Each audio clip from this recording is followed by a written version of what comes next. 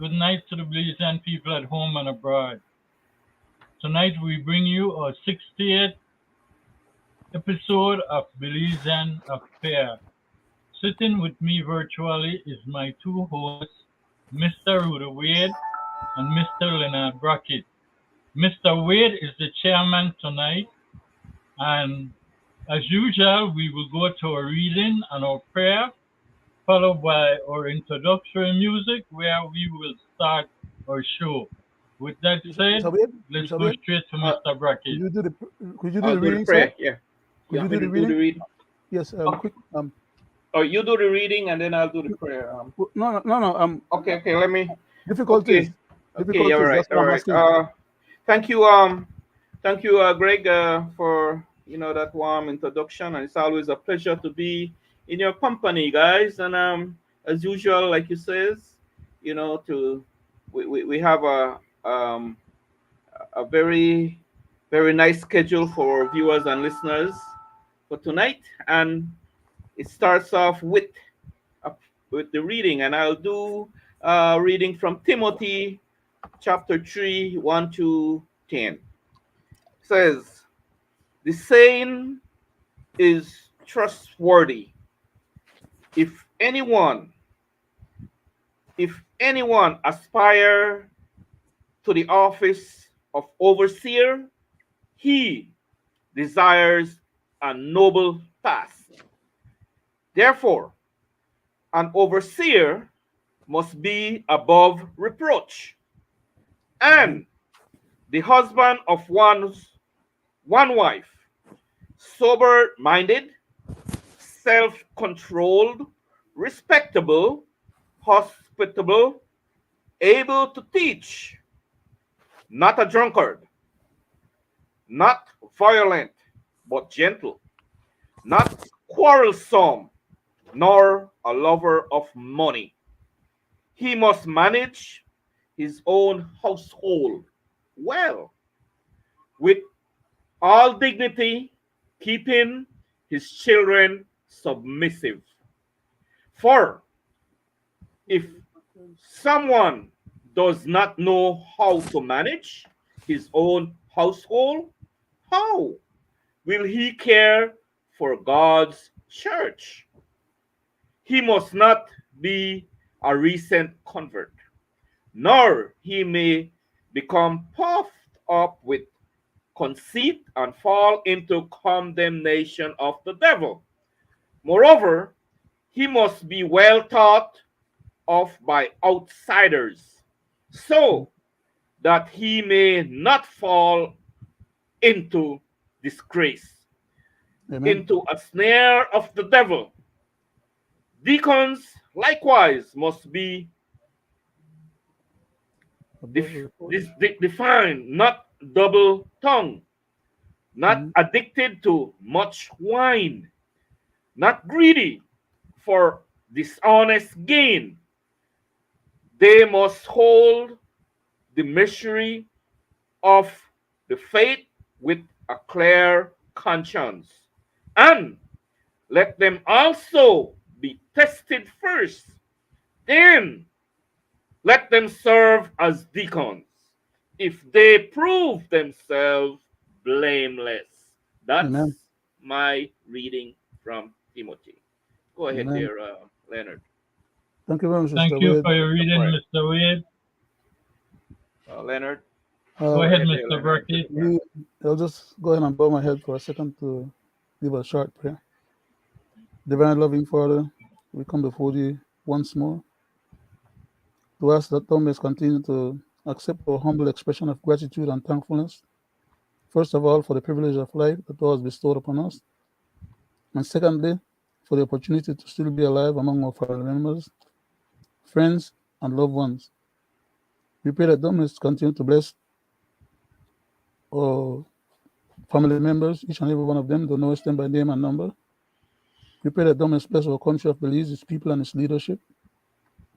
We pray that thou mayest bless the rest of humanity, loving Father.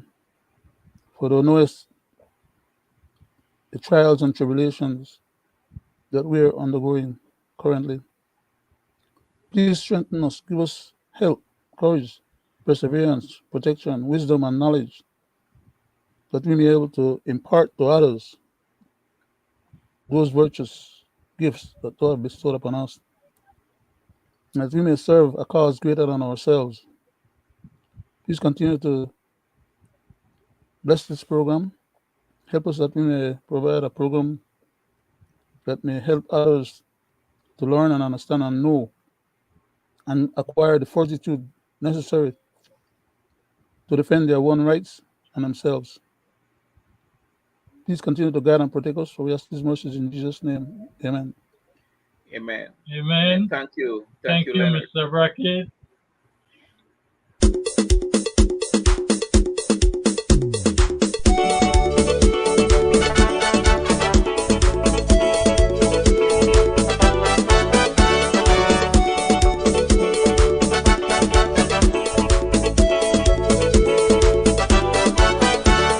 If you are a true Belizean, let's have a safe and peaceful celebration.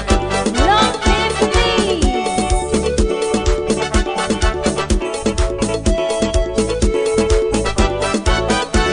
September 21st, it's our Independence Day. Together we unite as one Belizean family. Belize is our joy.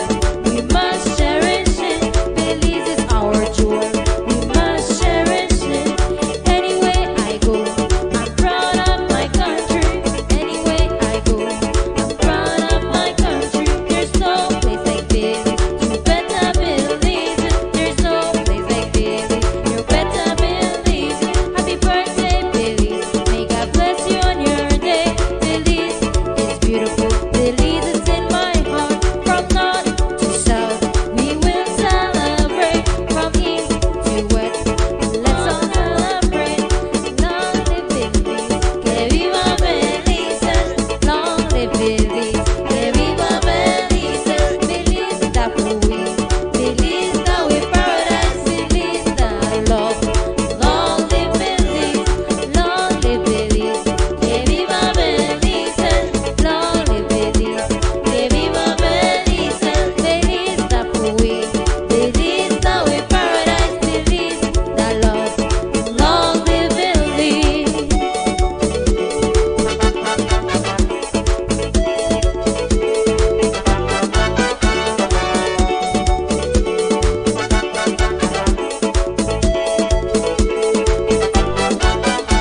September 21st, it's our Independence Day. Together we unite as one Belizean family. Belize is our joy. We must cherish it. Belize is our joy. We must cherish it.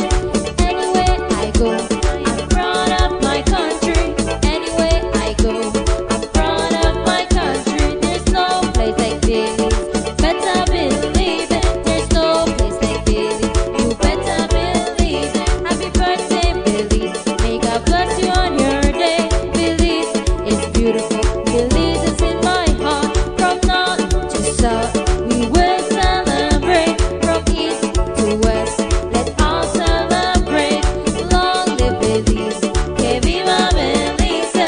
Long live Belize, que viva Belize. Belize da fui, Belize da we paradise. Belize da love. Long live Belize, long live Belize, que viva Belize. Long live Belize, que viva Belize. Belize da fui, Belize da we paradise. Belize da love. Long live Belize. If you love Belize and you're proud to be a Belizean, come let me hear you sing with me. Long live Belize, que viva Belize. Louder. Long live Belize, que viva Belize. Come on, Belizeans. Long live Belize, que viva Belize. Raise your flag. Long live Belize, way up high. Que viva Belize. Long live Belize, que viva Belize. Louder. Long live Belize, que viva Belize. Come on, Belizeans. Que viva Belize. Raise your flag. Belize, que viva Belize. Thank you. Good night to the Belizean people at home and abroad.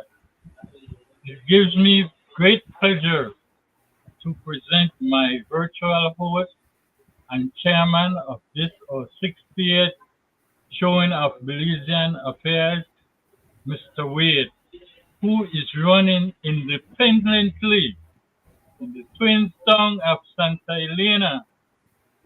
Mr. Wade is an upcoming and uprising candidate, and he wants to represent in his country. And with that said, let me have Mr. Wade kind of tell you some of the things he would like to do. My people and residents of the Twin Town, my name is Roody Wade. I will be contesting the upcoming municipal election again. I humbly ask you, the residents of the Twin Town, for your support once more. I am the only change. You have supported the United Democratic Party in the past. You have supported the People's United Party in the past. And you have seen the ills, for change. If you want that change, I am the only change that will be on that ballot. So come March 2024, please give me your support for real change. I am for people and nation. I will serve all people, not only a selected few. I will make sure that your council serve you, not the other way around, because that's what you elect them to do, to serve you. But has that happened? You see what they all do when they get that chance to sit in the chair. Do they make life better for the residents of the Twin Town? Aren't you tired of being in mud and water when it rains? Over and over, council over council. Has they done any better for your streets? Have they done any better for an infrastructure? You see the streets that they pave, the ones that they pave, not the ones that you use, the ones that they use and the one that they lived in. Right? So, these things got to stop. Spend the money where it belongs. Put the money where it belongs. Your garbage pickup. To me, it's terrible. Right? We need to set it right. We need to put priority in making life better for people. Right? For the residents of the Twin Town. Aren't you tired? Time for a change. And I am the only change. So, come March of 2024, I humbly ask you to support this independent candidate for mayor for change. And a mayor that will serve you. A council that will serve you.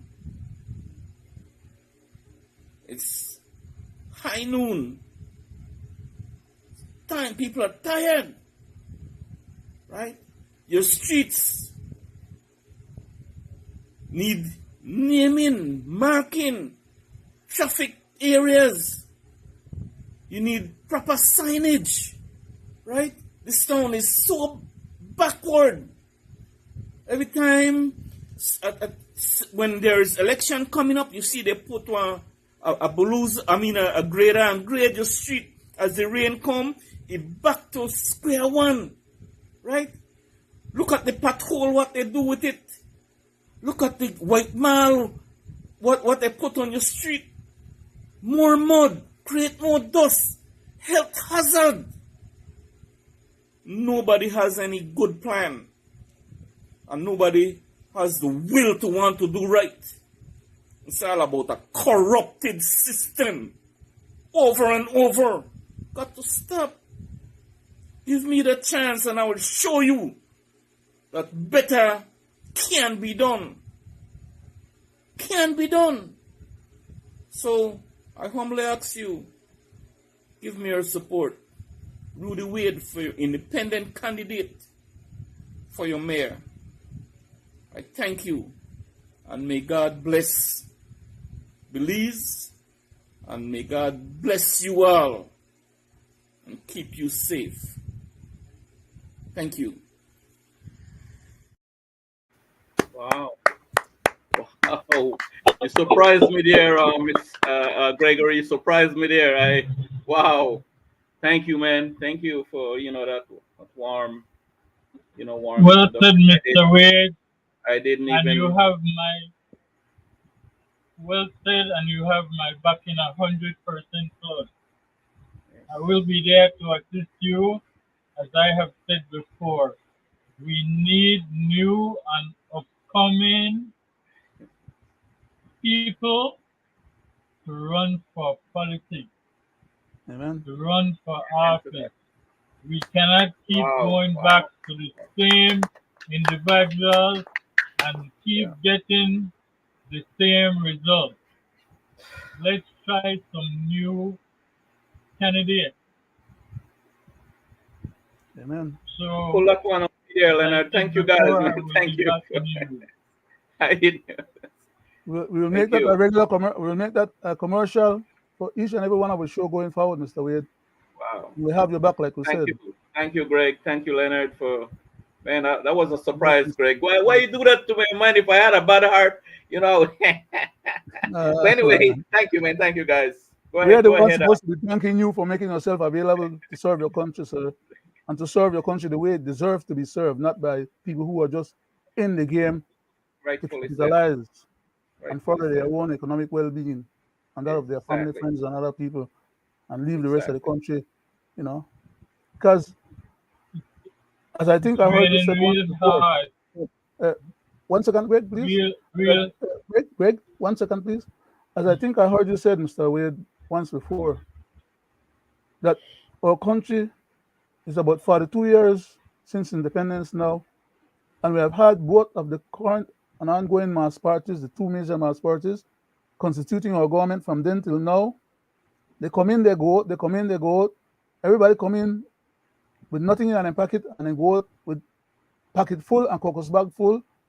Like I said, caucus bag of money. And they're all multi-millionaire. At least there's none of them that have become elected and became part of a government that did not become a millionaire.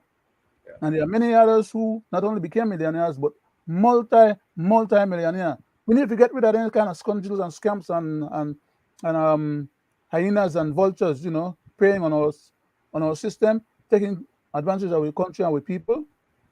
And we need to move forward and see if we could find some God-fearing, decent-minded people to constitute the government. And I wish that more people like yourself would step forward and take on the challenge, because it's not going to be easy. But the country will not make forward progress if we don't have change, as proven with the last 42 years. Thank you very much, Mr. Chairman. Thank you very much, Greg. Thank you. Greg, you want to clear up something, or? Mr. Chairman. Yes. Good night again to the Belizean people at home and abroad. Mr. Chairman, with all due respect, I would like to go back to the trade license bill that was presented back in 2020, so that we here tonight and the people can get some clarity of what this proposed bill will do to the Belizean people. With that said, let's go to our first clip. Madam Speaker, this is the Trade Licensing Bill 2022. Madam Speaker, I rise to introduce a bill for an act to make provision for trade licensing to repeal the Trade Licensing Act, Chapter 66 of the Substantive Laws of Belize, Revised Edition 2020, and to provide for matters connected therewith or incidental thereto. Madam Speaker, this bill has the recommendation of Cabinet. Madam Speaker, Chapter 66 of the Laws of Belize makes provisions for the requirement for anyone intending to carry out a trade or sale of goods or services in a municipality, town, city in Belize to apply for a license from the locally appointed Trade Licensing Board to conduct such trade. In 2014, the Ministry of Local Government, the Belize Mayors Association, and the Economic Development Council began working in partnership on trade licensing reform to determine sound recommendations for the application of a new trade license regime.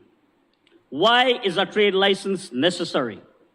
It is necessary to allow for the local authority to regulate the conduct of trade within the local space, to allow for the protection of the public health and safety, to allow for the local authority to provide the necessary municipal services, and finally, to legitimize the applicant's privilege to conduct such trade within the local space. Madam Speaker, the goal is really to create an enabling environment for economic growth and facilitating business development in Belize as outlined under Plan Belize.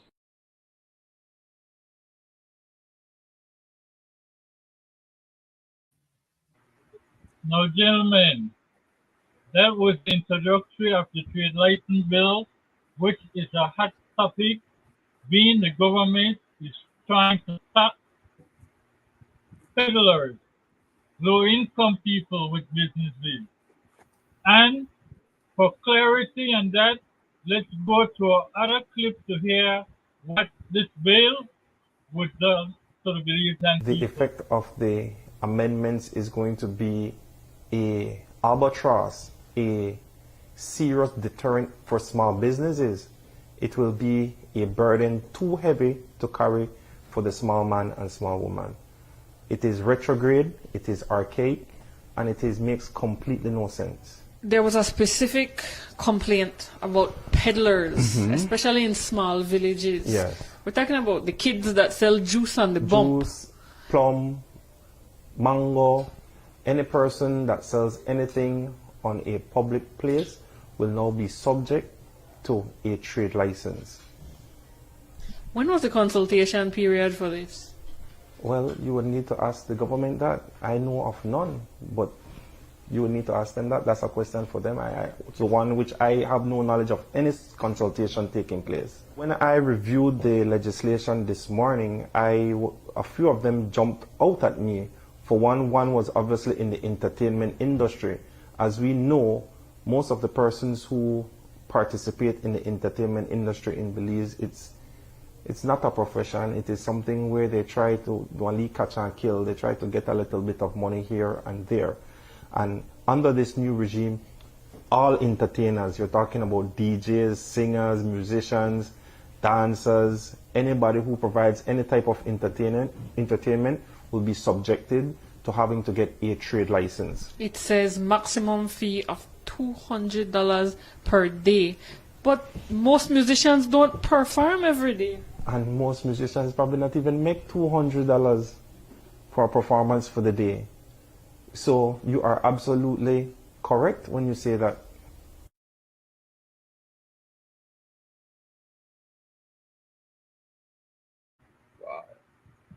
Now, gentlemen, you have heard the answer to the trade license bill that they were looking to pass. The trade license bill was sent back so that they can renegotiate and come up with a better bill. But during that process, this is what happened. That really indicates is a situation where you have these first world countries continuing to change the goalposts, continuing to move the goalposts for jurisdictions like Belize, jurisdictions in the Caribbean when it comes to these issues. This government has passed a huge amount of legislation dealing with transparency in taxes, but for whatever reason, the EU decided to go back to a date when those legislations had not been passed. They did not give Belize an opportunity to update them on what legislation has been passed, and you all know, you've covered it in the House. Since April, there has been a number of legislation, a package of legislation dealing with tax issues, dealing with all the different institutions that deals with taxes as well. But instead of looking at what has been done, they decided to go back to an arbitrary date before the legislations were passed and to use that as their baseline. What Belize will do, of course, is to apply for a review, but it can't be done until April of 2024. But we do believe that in April 2024, when that application for review is made, that Belize will then be removed from this list. Gentlemen, before I go to your comment, let me make this clear to the people at home and abroad. It seems to me, I believe that the government interest when it comes to tax is to kill the regular Belizean people, including the peddlers and panhandlers who are trying to survive. Because just recently, when Prime Minister of Belize took away the bolito from Brad, this is what he said. Certainly, I believe that the Bolito slash lottery was a sweetheart deal, and everybody could have predicted who would have gotten that contract in 2020.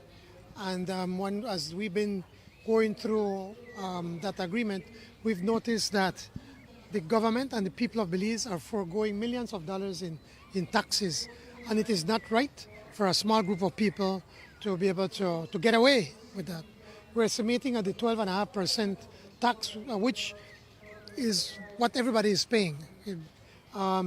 We would be able to collect an additional $6 million. In 10 years, we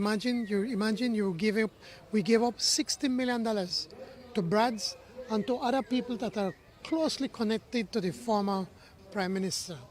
Your question, why is it that the former Prime Minister is defending this case, and why is it that his son Anwar Barrow is paying so much attention to this case that he logged on to the first hearing of that case? So we know that we're doing the right thing. We believe that everybody should pay some of their taxes, because with the taxes we help our young people, education, health, fighting COVID, investing in Belize. So we believe we're convinced that we're doing the right thing.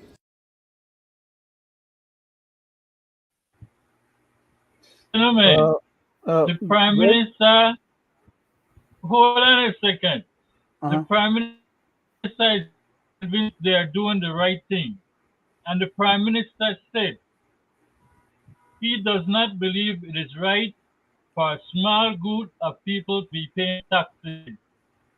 So if he does not believe that, we want to take a deep look at the trade license bill.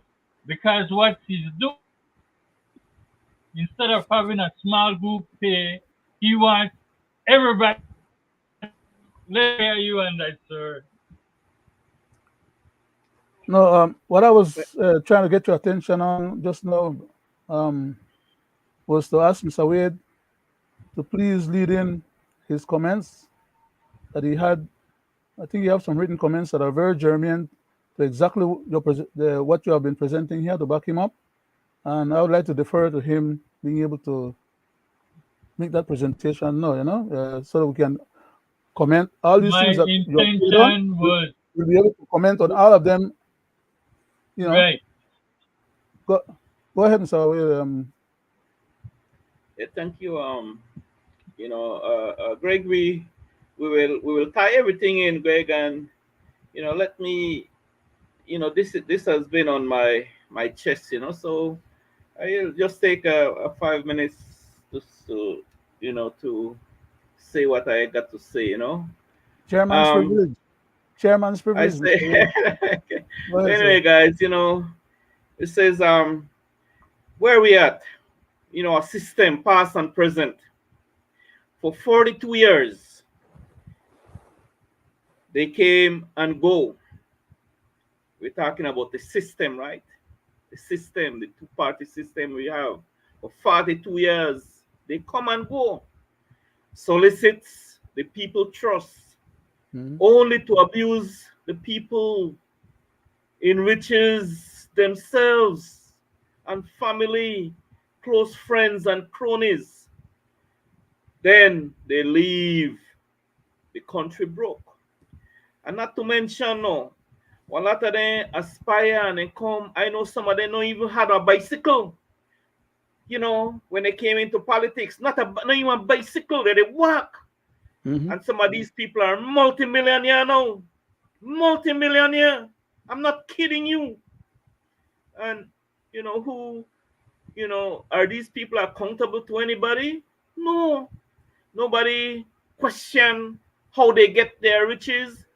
They don't question if they got a bank loan or they sell or they win the lotto or some money drop out of the sky and they just get all this money, riches, right? They rich themselves, right? And again, you know, they come and go and they leave the country broke.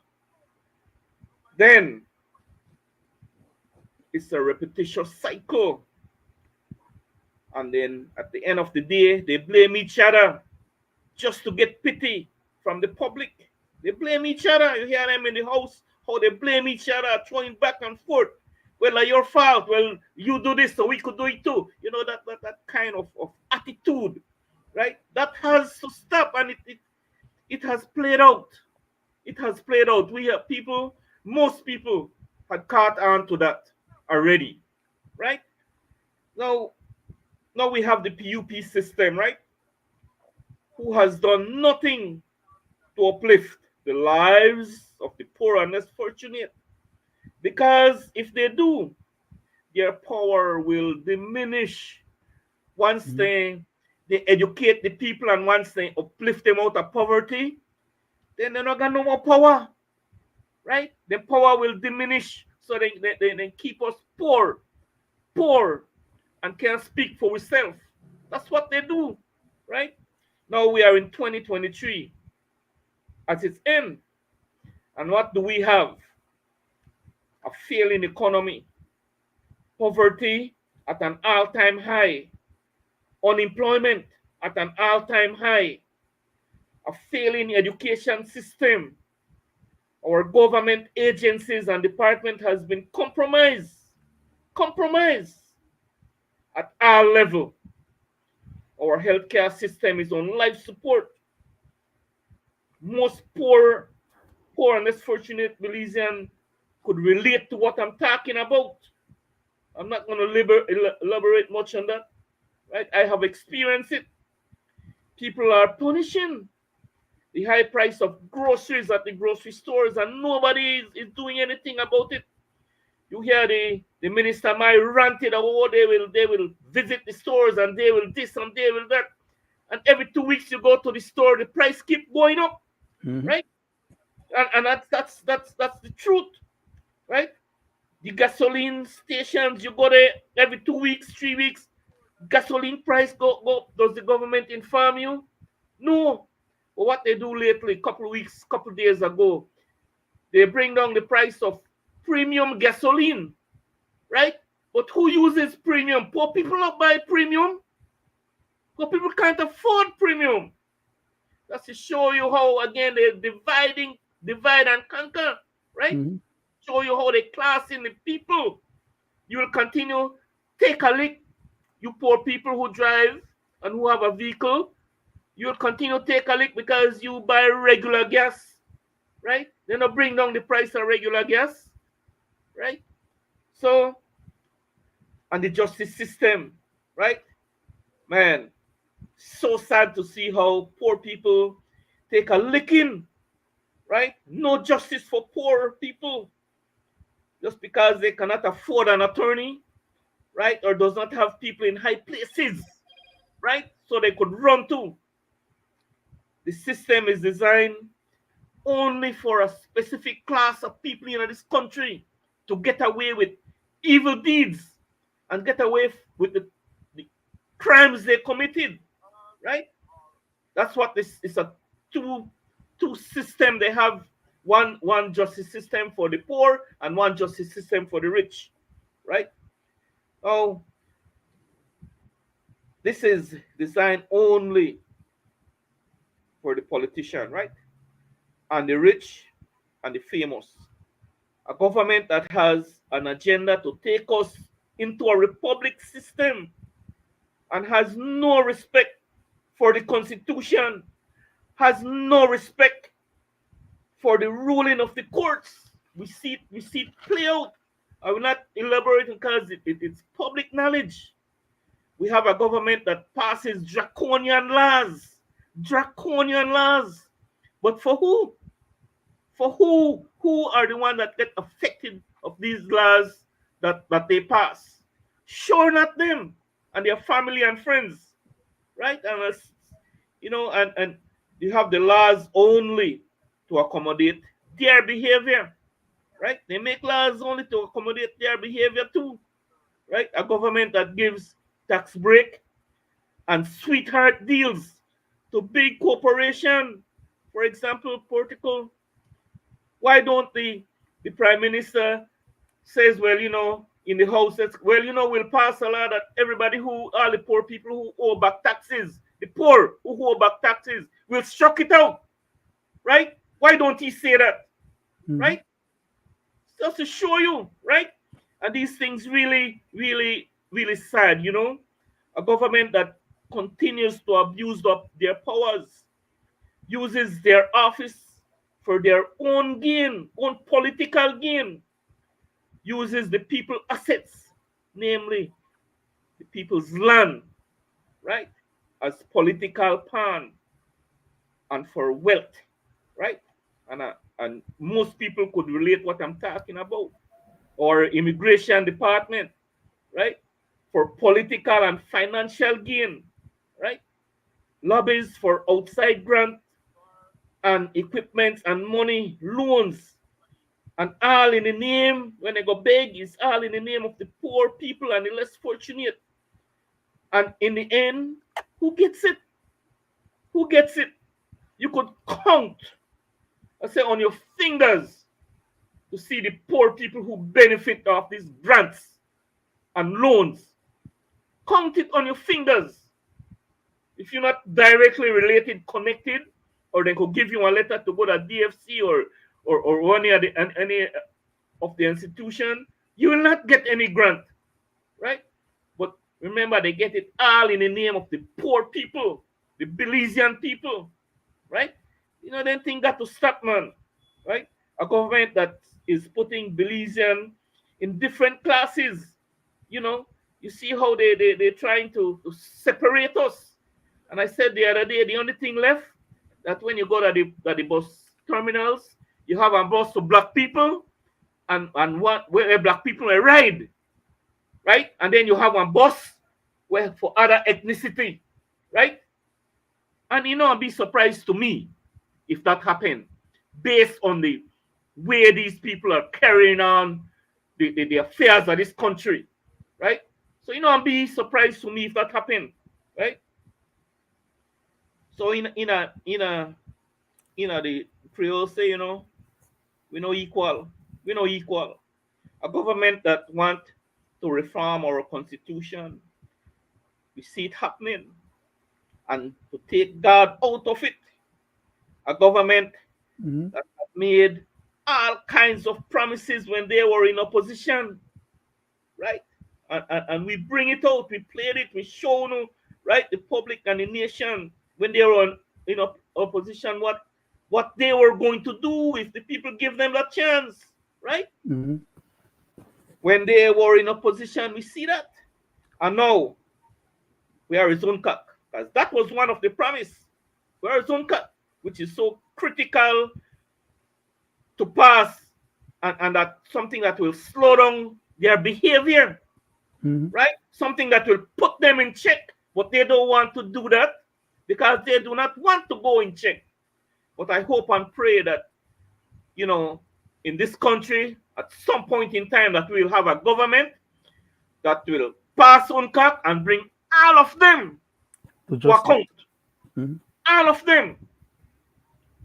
They will be 90 or 100 or, you know, whatever age they are, they will be held accountable. And I hope that when the court made that ruling, they should return every penny that they have gotten illegal,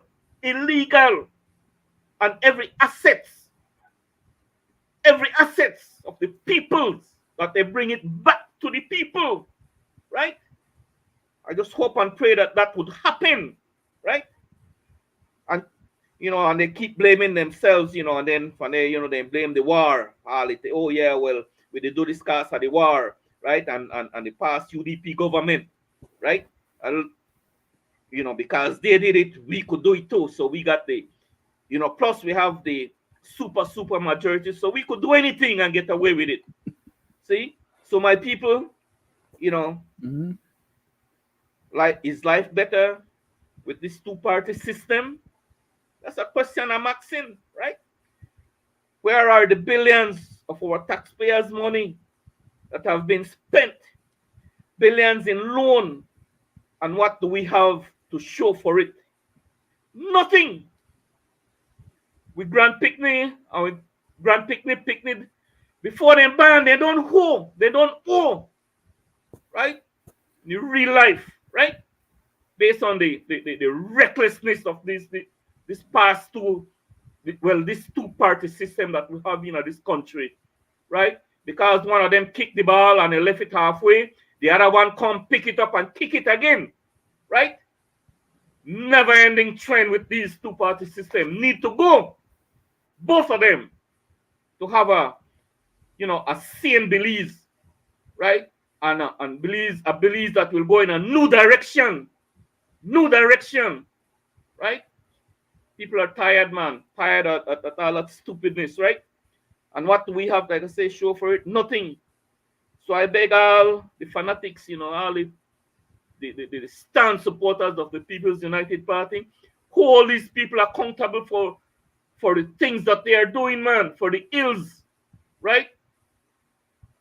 Same goes for the United Democratic Party fanatics. Hold them and call them out for the ills that they do, right? Not they're behind, call it from the back, afraid to step up. Step up, show your face, and call them out, because it's all wrong what they are doing to us, right?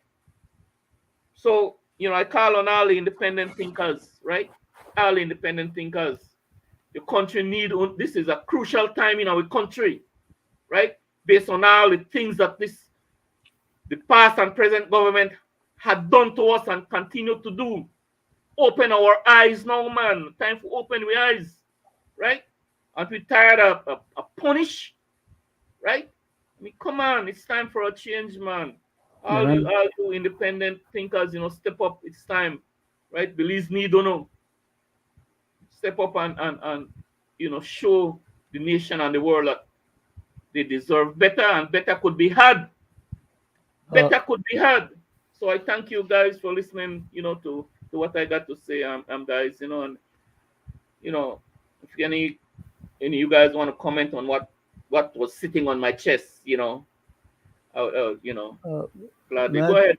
Go May I ahead. take a shot at that, Mr. Chairman? As regards to the taxes,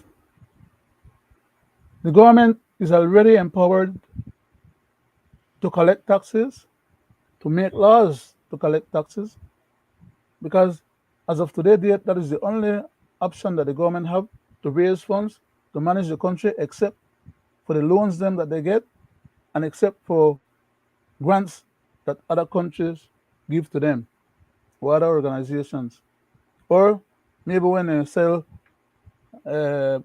passports, because now they're claiming that they're not selling the passports in bucket full or box full like they used to do before, that they changed that. But I want to say that they're not fooling anyone when they turn around and go to the United Nations High Commissioner for Refugee and allow thousands of refugees to come into the country so that they could get some money to sponsor the refugees them program. They don't get no money for sponsor health care for the refugees then, but then they get health care. The average Belizean and the poorer class of Belizeans, no, they get no health care, or at least they don't get as much as they should be able to get. Because now the pie has to be shared for a lot more people. And not only share for a lot more people, they're having less income in the country. The little money where they get can't provide all the services that these people need.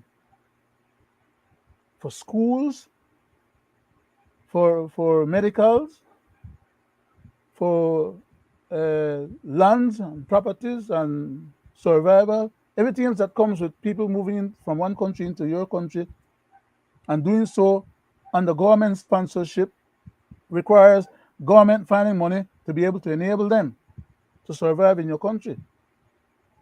Because they're not coming and right away be productive citizens of the country. Some of them might be smart people or good people, hardworking people. They might produce when they get a chance to go sit squat on some lands, or when they get the documents clear up enough that they will get their one piece of land from the government. But at the end of the day, in the meantime, the little money that we have in the country has to be spread out wide enough to cover all the other expenses for all these other people. So now the government is pretending that, yes, they're going to continue collecting the taxes, because they're not going to give up collecting the taxes that they're collecting. And they're supposed to be giving these villages and town boards and other locations their subventions. But they don't want to give them the subvention. They want to keep all the money when they collect for themselves. And now they want to empower the town boards and the other rest of village councils and other people them all over the country to hustle and hustle. Small little vendors who maybe they try to sell only orange off and then tree fine in the yard, or maybe they try to sell only mango, or only cashew, or only pepitos, or only whatever it is. Or only crab, or whatever. People used to make only extra few dollars off of them plants in the yard. People will have yard. Or especially people who are up the road and we have, or in our villages or other small communities, we don't have no big industries and no big company that provide them jobs or employment for the rest of their family members. So they make a hustle any which way they can. Now the government want to dip into that. That's what that law was about when they were saying, well, everybody will have to pay their fair share. Go tell that to Puerto Rico. Tell that to Benny Feinstein. Go tell that to Ashcroft. But they're not going to talk to Ashcroft and then people are like that and demand that they give them the amount of money when they owe, or when they collect the taxes and not the turn in. That's what the job of the government is supposed to be. Stop being conniving and lying to the people and pretending that because you're entitled to make laws or you're authorized to make laws, that you're making laws that's to the benefit of the people. Because the money that you're taking out of your hide under the pressure of 60% poverty rate, and so then people barely to survive, and they have to spend extra money now for the higher price gas. When you go give your friends them will drive fancy vehicle, extra leeway on the premium gas, raise the money on premium too, so that then people they could pay their fair share of the thing. Just like how you do with the people who they pay for regular gasoline. They have to drive, so when you raise the thing on there, they have to find the extra money for pay for it too. Then you come to the public, Mr. Prime Minister, and they lecture we, the people in the public, about you resent that Puerto Rico was making so many millions of dollars, and that they weren't paying their fair share, and therefore you decided to take away the thing from Puerto Rico. And the people who used to run the Bolito thing and so on, they don't get no league gig, they don't got no money making scheme for themselves. But you want to turn around in the next few days, weeks, or months ahead and give the same Bolito contract to some of your cronies them you intimated before, that you had 3 or 4 people that you might want to consider. So they want to be the middleman instead of Brads. They want to make their money, and you not stop them because you want to give them the contract. But you want to take money out of we general funds from the treasury and pay to settle the contract we were broke with Brads, and then turn around and give the Braz Bolio thing right back to your own cronies them. So we the pay for you take it back. We the pay for the people that want to end up to get it because they want to take them more read out of the system again too. They're not like the government and get all the extra money where Brad used to get. Which, if you want to do it or should have been doing it any kind of way, that's the right way. And if you do it, acquire back some assets to the government's ability to make money for the treasury. But that's not what you're after. As regards to what Mr. O.J. Ellington was saying, he was right on target. Because the laws that these guys are making is contravening the well-being of the country. Anytime I make laws that cause hardship to the people in the country, they are doing a disservice to the country. Every law that they keep making, in fact, when they got into office, about 85% of the laws that they made was about victimizing somebody else other than themselves, or trying to bring somebody else to account other than themselves. They are always exempted from some of these things. In fact, they gone ahead and exempt the churches, according to Mr. Courtney, our foreign minister, and our minister of government business in the Senate. In his own words, he gave understandings to the church for them to vote in favor of the bill, the enrichment bill, because they were not going to be targeted.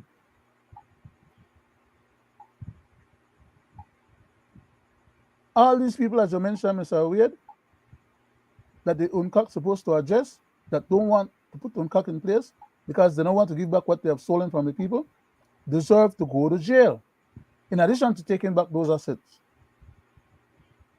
And I have been saying for a long time now, they need to get back report from Mr. Ashcroft before he sink any of his own money into it, and then pretend like because he have his own personal money invest, that then it belongs to him, because he only has it in receivership. And it's not because the UDP never know that. It's not because the PUP don't know that. They are both beholden to this man and allow this man to take the money was supposed to go to the treasury and put it into his own pocket. Go back and get back report from this man, pay him what they expect them want, and take back report. Get control of the asset and money making port. Got millions of dollars every year. Sure, they go in at the treasury. When are they going at the treasury? Because they don't want to settle with this man or fight this man. That's one of the things when I should have fight time for. Instead I have to turn around, no, I have to fight time now because he want to make it want to reason port and then he try to stop her. And which way they end up, they have to fight the man. So fight the man for the right reasons. Because the we people have to pay the bills. So all the clips that my cousin played just now was all about victimizing other members of the society, while they're the scoundrels and the scamps and hyenas and vultures and the ones that were the vampire up with money and where they suck the blood out of the country and aggregate the powers unto themselves. That's all they're doing. They want to take our country into a republic status so that they can rule in perpetuity. They can have and pull out the strings and make things work out the way they want to work out, and to hell with democracy as we previously know it or currently know it. That's why they go into the house and making all these different rules. None of those rules apply that they have made apply to them or help us to deal with them. They don't want to use the very laws we have on the book right now to sanction some of them and or to prosecute some. They don't prosecute themselves. Then they try to create laws right now to stop people from talking about the wrongs that they're doing. In fact, then they try to stop we from advocating and or telling them where they go wrong, or point out to them what they need to do correct, or point out to the public what the government is doing wrong. They resent very much that platforms like ourselves and like Sensoman, Hot Seat, and like the G Mike show, and like the other show that comes on Thursday with Aria Lightfoot on Creme and Bilal. And all these kind of shows and people that are bothering the government or pointing out to the people about what the government is doing wrong, they want to silence us. So now they go to the house and pretend that they are making laws within their own rights and within their own jurisdictions and the authority that is vested in them. But they fail to remember that the authority vested in them is within the confines of the four corners of our Constitution, not outside of it. So they want to make laws that are outside of our Constitution and outside of what the Constitution demands that they do, and pretend that they're overriding our Constitution by doing what they're doing. I want to read this thing here quickly again, okay, Mr. Chairman? I know I take up more time than I'm supposed to use because Greg needs Go to. ahead, Leonard. Please, let me just read this thing here quickly. I got it. I just want to. Okay.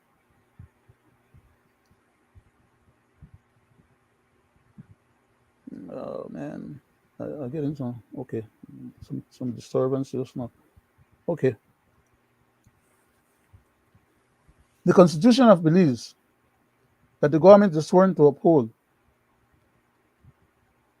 that they are entitled to make changes on within the bounds of the Constitution, not making changes, or they are not empowered to make changes, as the London judge has said,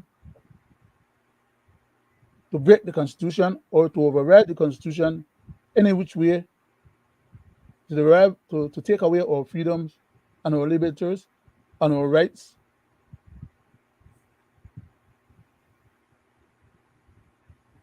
Belize Constitution, Cap 4, Part 2, Section 12. I'll read it again. We have been reading this thing over and over because we want people to get the sense of what we're saying. We don't just want to say it once and just go on and then people forget about it or don't know how it relates to their daily lives. We want to put it in context. So we want to read it, and hopefully the more we read it, the more people can pick up on what we're trying to say and learn and understand so that they can defend themselves and their own rights. Because I, as a single individual, or my cousin, Mr. Greg Brackett, or Mr. Wade, and many other people, as individuals, we cannot do it on behalf of the whole country or the general public.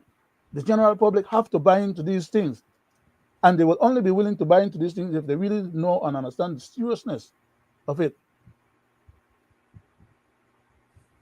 Let me go ahead and read it, please. Section 12, subsection 1. Except with his own consent or the consent of the individual, any individual in the country, or even abroad, as long as they are Belizeans and are under the Belizean constitutional laws.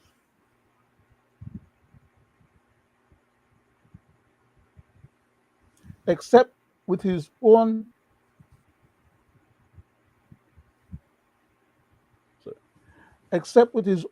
consent, a person shall not be hindered in the enjoyment of his freedom of expression, such as what I'm doing right now. I'm expressing myself, right? Including the freedom to hold opinions, which is to think through what I rationalize on my own terms, whatever is it that I want to think about, and however I come up with my conclusions and opinions based on the level of the knowledge that I have, and rationalizing what either Mr. Wade had said earlier, or Greg had said, or anybody else may say. Because that's how we learn from each other. That's how education happens among human beings. We speak with each other, to each other, about each other, and hopefully we speak among ourselves, rationalize among ourselves, and arrive at opinions. Sometimes they may differ from each other.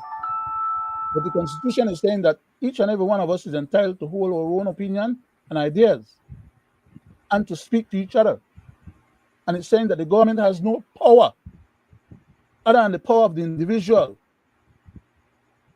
to sanction himself The government cannot sanction you or make any law to sanction you because of your ideas, your thought process, your opinions, what you believe, what you think, how you arrive at your opinion, and if you are among somebody else discussing those opinions.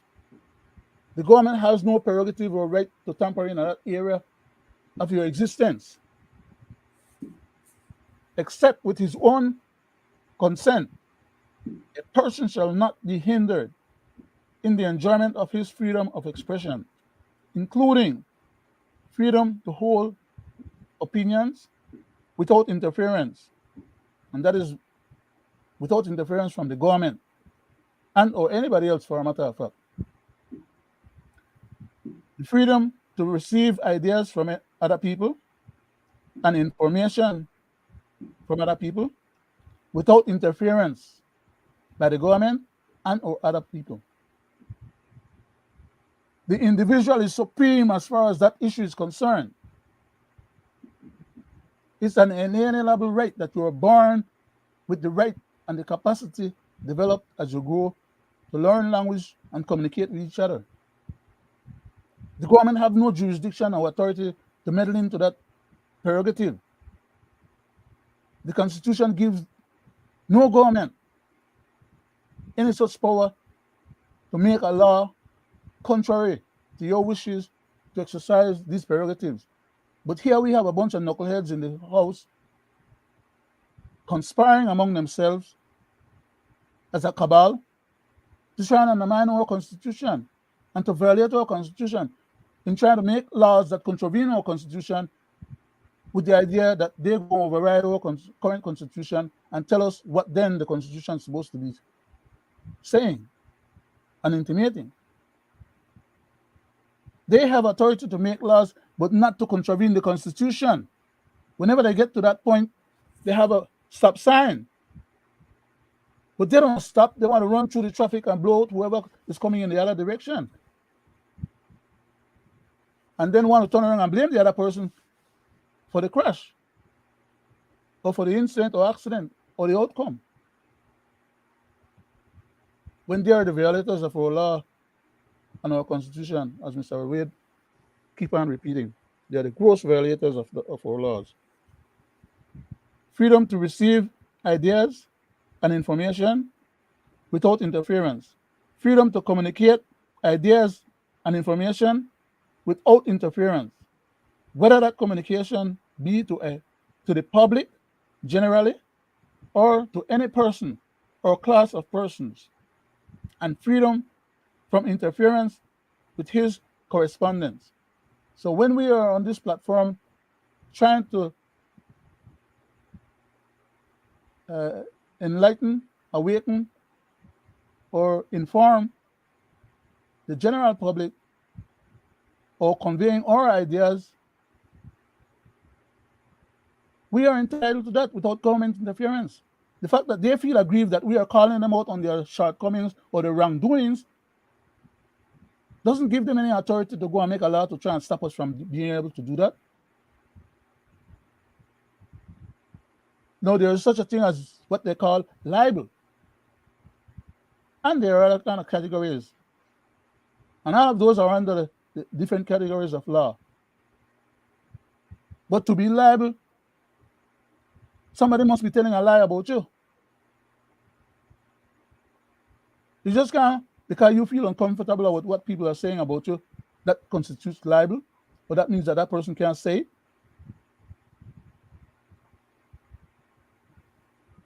I want to do like Mr. I want to play devil's advocate now, right? And I do like what Mr. Musa, the attorney, said. If the people don't want to accept responsibility for the crime of possession of gun or ammunition, then all of them should be arrested and taken to jail, because it's their responsibility, and they have to prove that they're innocent. Not the government have to prove them guilty or not. As what the Constitution says, they should be taken for a trial, and only upon being proven or declared guilty by a judge, or that they acknowledge guilt on their own? No. Mr. Musa is saying that the fact that people were around where the equipment or the gun or the bullets were, that means that they have to prove their innocence. What a jackass. As a liar, or for a liar, or for our head of the police department in terms of the minister for responsible for police, he won't be sending his police out there armed with that kind of. I need to respect myself and respect the show and respect my listeners. I was about to, be disrespectful, trying to convey the level on my. I'm getting flustered. Please take over. Yes. You're so right on that, Leonard. Say, these people are a bunch of knuckleheads, and they're like I always say, they are the gross violators. But Greg, back to you with that bill, right, for the taxation, right, and giving the powers to the city town council to be in these villages collecting taxes, right? My brother, I think that is really a very treacherous thing for them to be doing in the village. Don't these people believe that or think that they're going to cause friction, right? I mean, with villagers, and now some of these villagers are so smart, my brother, and everybody know each other, right? And then for them to come up to say I live in St. Margaret, Greg, right? And I have pineapple. Why sell? I put my stall out there. I mean, we all see it back and forth. So let's discuss that a little bit, right? Put a pineapple out there in the past. You go, they go to the field, get together, and eat pineapple, and then come and sit down at the roadside and in the village, right? Selling, vehicle pass, stop, buy 2 pineapple, and stuff like that. So now here comes the chairman of that village now and come and tell him, tell me, Greg, say like, Mr. Wade, how much pineapple you have here, man, and how they know how to tax you, right? And what is going to happen now? Then they turn villagers against villagers, right there, right there, easy like that. Make I hear you upon that there, I'm Greg. Make I hear you upon that, right? Because this thing is serious, man, right? This thing are not just like how the minister Rikena. Like I said, I refuse to call this guy honorable, right? So that's right. The Rikena minister Rikena, right? Get up and said, right? That and they know, here then Greg mentioned how much these people will be taxed, on different items or whatever and they sell. Here you hear OJ mention it, right? Or they have a list, Mr. Wade. They have a list, sir. Go ahead, Greg. Make I hear you on that. Mr. Chairman, I brought this topic up because I wanted the people at home and abroad to see how the Prime Minister is backpedaling and holding the people of Belize hostage. You heard him say when he was speaking about Brad Bolido, it is not right for some groups of people to be paying their fair share tax and others not paying. Now take in mind that he is giving away big tax incentives to foreign investors like Portico, Ashcroft Regime, and the bank stand. Let me stop you right there real quick, Greg. And not to mention, Greg, let me just say something there right now quick before you continue, Greg. And he put in law that no other government will tamper with this deal. Right? He put it in black and white. No That's other right, government will tamper with this deal he is giving Puerto Rico. Go ahead, go ahead, Greg. Sorry about that. Yes, well, that might be so. Mr. Chairman, what I'm trying to show you guys as my virtual host and the people at home and abroad is when you think the government is doing good for you, they're making a fool out of you because they pretend to be giving you, as in the $5 wage hike, and they're only taking it back from you in ways you are not imagining. Because if you are saying that you will raise the wage to $5, and here you go with a trade license bill, and you are looking to interrupt from the small peddlers at a time like this when cost of living is skyrocketing. You are saying to the people, since some are paying and some are not paying, I will make everybody pay. Just get everybody in one bag. I can But recall everybody's already paying. under the past government, the teachers get a 8.5% wage hike, only to find that the past government went shortly after that, and you know what? Raised the tax on products to 25%. So they are making believe they give you in one hand only to take more than you think you will get. Like that, you know. You know? So it will never be in check and balance. Greg, can I contribute something to your trend of thought? Can I continue? Can I add something to your trend of thought? Thank you very much, sir.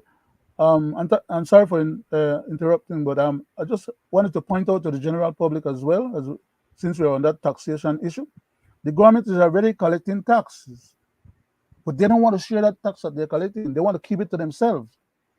They want to empower now these small little entities to go out and hustle and haggle with the small people that more barely could survive. Everybody where one only farm on the roadside where they have a couple of plants in their yard and try to sell money something. Then they try to sell in order that they will get the money to go buy the sugar or the rice or the beans or whatever else they need to get. And every time they go buy, then they pay GST or then they pay whatever else, you know. The government, they collect money from everybody for taxes, then they collect money from everybody for different, and then they double dip and triple dip, which is the problem. So thank you very much, Greg. Go ahead, Greg. Go ahead. So as I was saying, you have to watch what these people are doing, because slowly but surely he's entrapping everybody. Because you heard him. It is not fair for a small group to pay. So now he wants everybody to pay. He don't care if you're selling mango, orange on the side of the road. And the tax bill was brought back last week to the House, right? And let's go to a clip so you can hear it. Thank you, Madam Speaker. Madam Speaker, this trade licensing bill under Plan Belize is just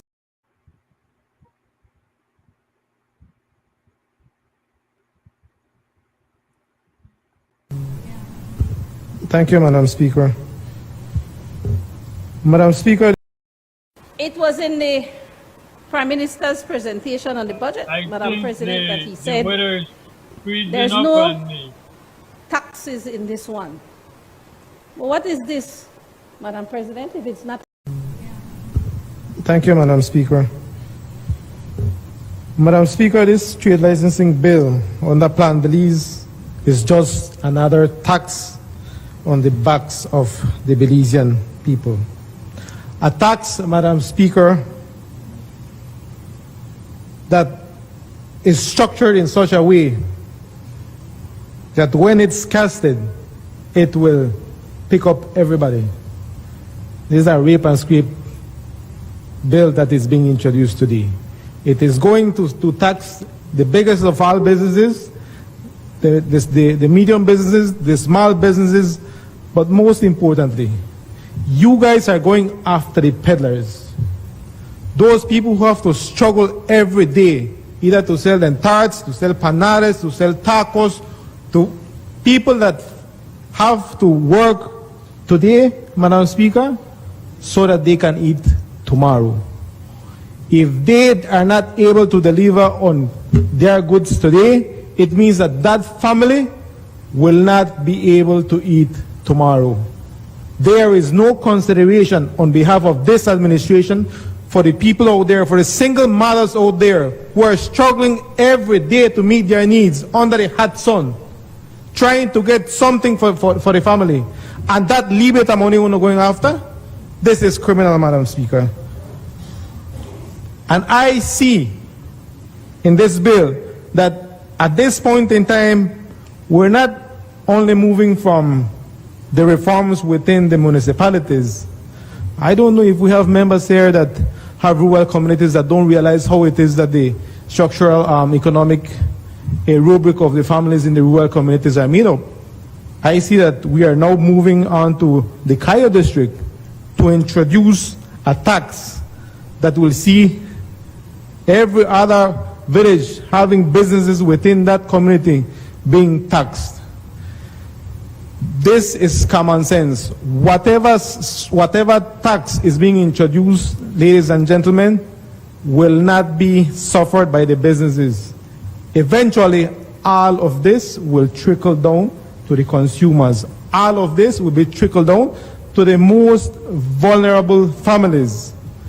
I don't know whether we understand what is fully being debated here this afternoon, but certainly I don't see how I could support such a bill that will see the addition of taxes to our people, particularly in my case where I have a lot of rural communities, Madam Speaker, where I can see families struggling on a daily basis. I do not see there. I live right in front of a football field next to the primary school in Pachacam, Madam Speaker. There are a number of ladies out there that are out there on the street side under that hot sun, Madam Speaker, trying to sell some sort of snack, trying to sell some sort of juice. As soon as they're able to get something, two things come to their mind. One is food for their children, and secondly, finding another way, finding that money to be able to produce something for the other day. I don't see myself supporting any bill that will see this administration passing a law that will go after these families.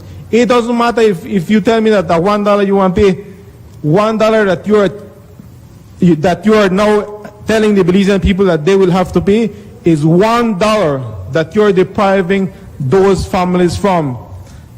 Madam Speaker, Belize is undergoing probably in the record of history, it is going through one of the highest levels of cost of living. Getting food for... Gentlemen, Kudos. you heard that, right? Now, let me play the outcome of that so we can debate on this matter. It was in the Prime Minister's presentation on the budget, Madam President, that he said there's no taxes in this one. But what is this, Madam President, if it's not a tax?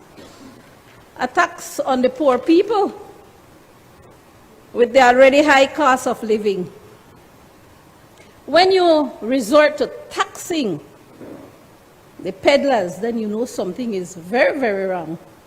All the peddlers will do is to add that tax onto their cost, and the cost of living keeps going up. Panelists gone up. When I bite last week, I couldn't share it. But, Madam President, within the concept of taxation, it is always there where some levels of exemptions are provided. Some categories Because when you look at the peddlers and you look at the small man, it is very burdensome on any administration to manage that. The intention of this legislation is to empower the local government, both at the town and city level, as well as the village level. Additionally, the intention is to give them a clearer and more consistent stream of income. This is a commitment that was made by the government in Plan Belize. It is clear that there are a number of errors, sections that are cited that need to be corrected. Senator Herrera and Senator Williams raised some issues of policy which can possibly be looked at and considered. And therefore, Madam President, we on this side have agreed that the bill should remain in committee for consideration and possibly amendment.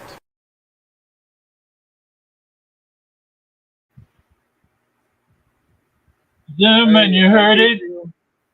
They presented the bill before.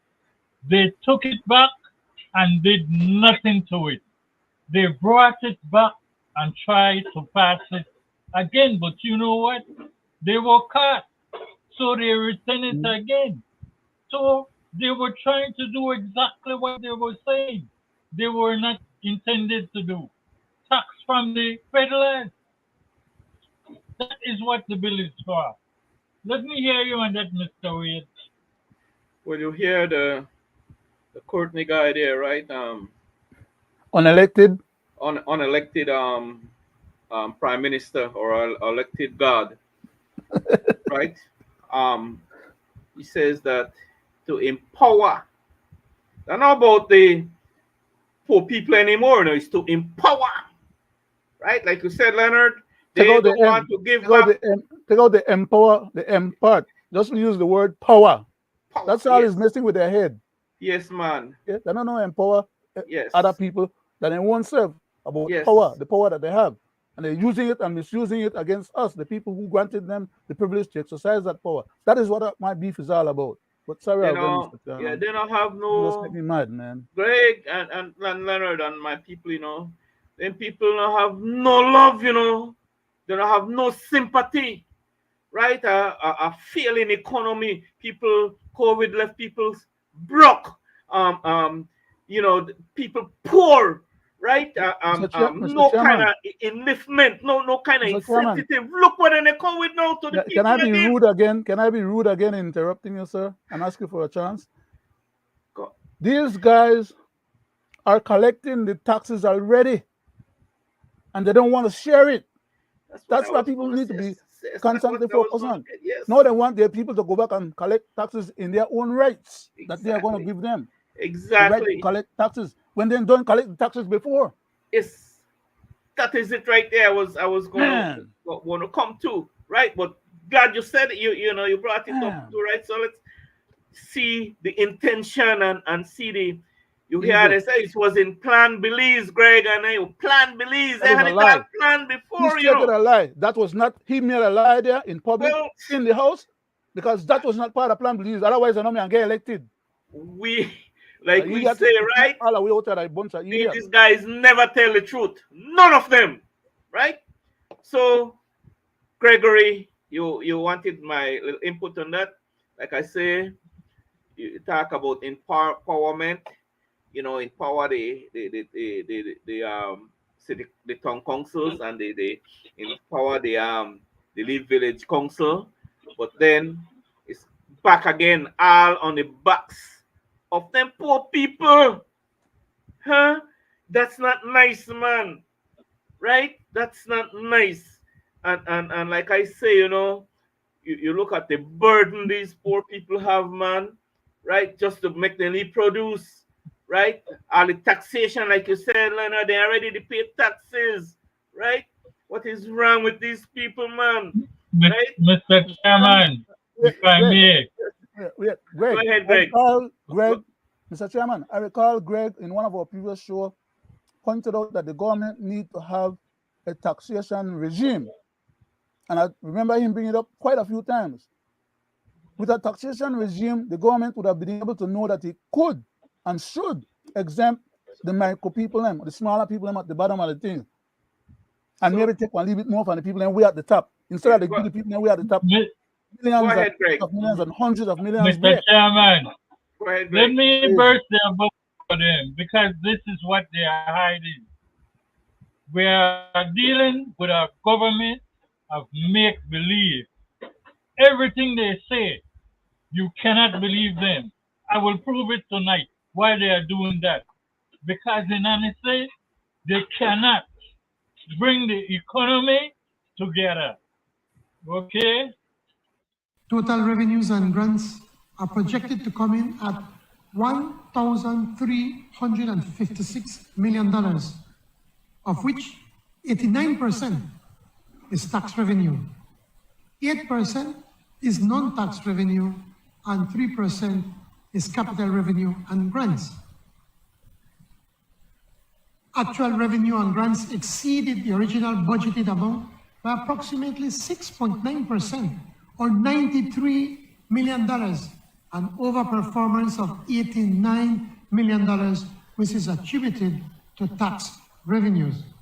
On the expenditure side, total spending, including supplementary allocations approved during the fiscal year, is expected to be $1,436 million, which is $71 million, or 5% more than the original estimate. Recurrent expenditure will come in at $48 million more than the original estimates, while investments in capital projects will total approximately $397 million, or an additional $119 million. This year's budget will require total financing of about $178 million. At the bottom line for this fiscal year, government expects a primary surplus of 0.5% of GDP, or roughly $31 million.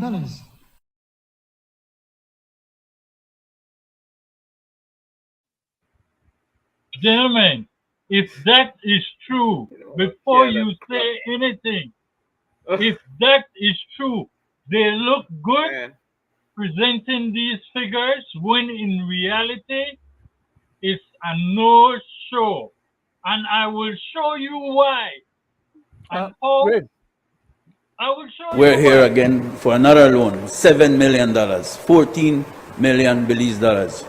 Madam President, first of all, we have to note that on section 20404, it states that this loan will be dispersed over a 5-year period, meaning that it's about 1.4 million per year.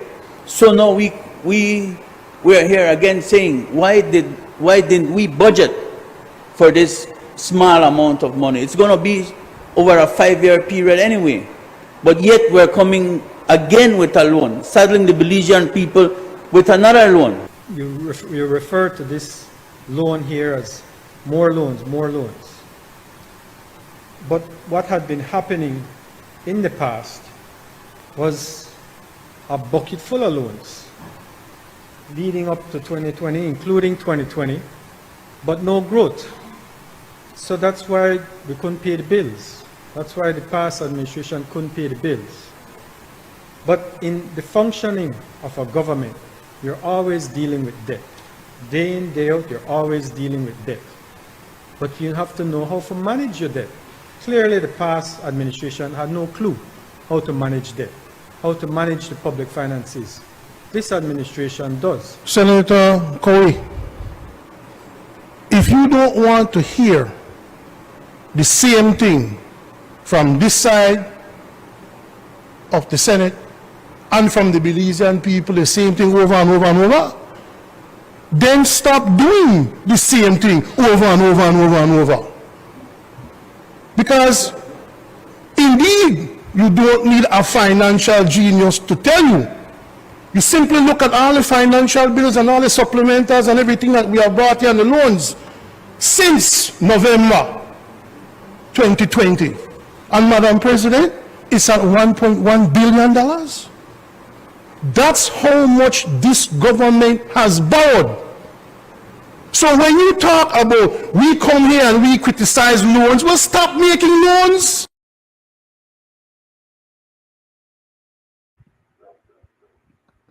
No, gentlemen, you be the judge. Time, the Prime Minister just said everything was going good. I think we'll go for another 5 minutes, okay? Everything was going fine and dandy. Gentlemen, let me open floor to you guys. They getting catch and go ahead. Work. Go ahead, Leonard. They're go telling and themselves. In the first place, our Prime Minister was trying to be too cute, but at least 1.5 to 2 times more than he needed to be. Being cute once is good enough or bad enough. But he was trying to be too cute by 1.5 times or 2 times. First thing he said, when he described the whatever billion dollars he was talking about, he never used the word billion in none of his statements. All he said are 1,100 millions. Okay? He got into all kind of extreme extra words to bamboozle the people or to not make the people realize that $1 billion they talk about. When he present the amount of money where he expend and where they get in, there are shortfalls in grants. He didn't explain that to the public. He just rattled the numbers then, and the public is supposed to understand what the hell he's talking about, according to him. But all they were doing was bamboozling the public. But I had more that I wanted to say, but I have a specific thing I want to say, and time is running out, and I don't want to use up the time that you guys have to share for yourself. I want to make this final statement here. If he thinks that he have a problem with the present budget, imagine what kind of problem you have when you have to read that budget in March of next year. Because like I promised them, and they're going to see it being pronounced more and more in their budget and the amount of money coming into the country. We, the people that they are trying to snuff out over here, will stop fighting for rights over there. And we'll try to protect those that we have over here. And we don't want to pay nobody for this abuse our rights, constitutional rights. Nor are we going to support a system or a government that is hell-bent in doing us wrong.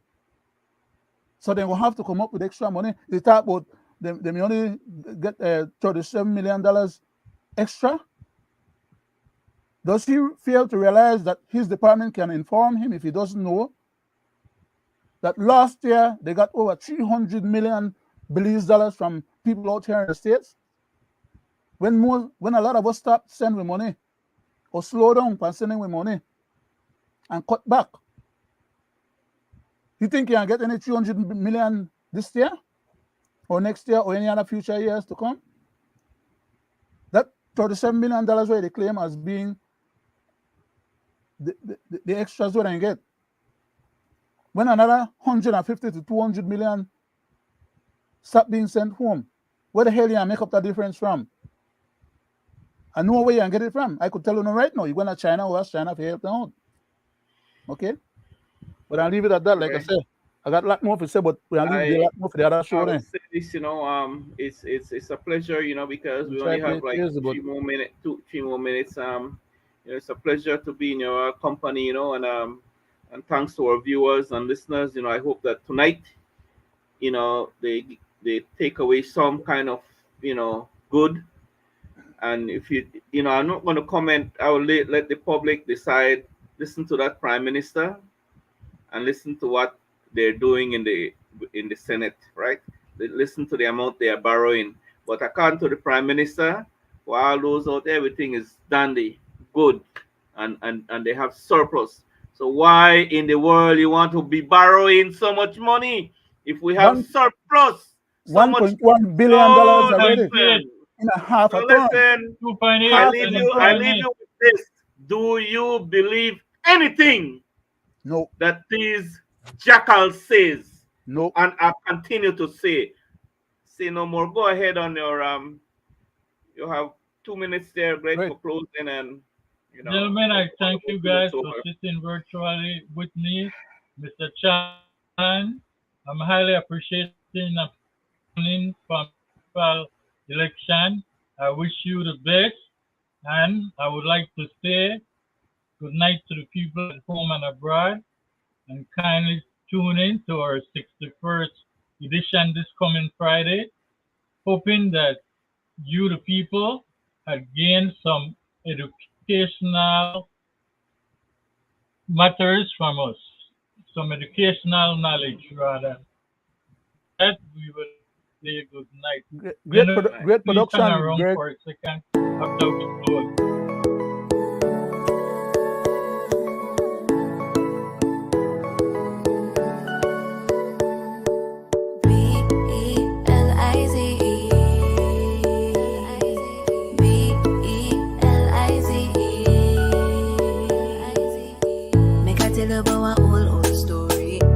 Ancestors, them get glory. After war and fight for this land, today I feel proud to be Belizean.